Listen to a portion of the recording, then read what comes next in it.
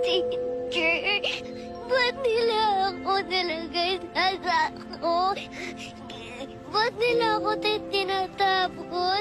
Basura po ba ako? Yung nanay ko ba? Hindi ba ako mahal?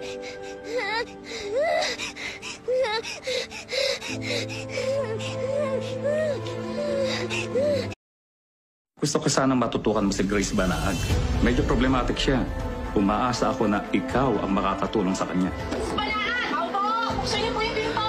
Kung wala kayo talagang ginawang masama kay Grace, bakit hindi niyo ilabas para makausap ng social services para malaman na natin yung totoo? Ba't nila ako nilagay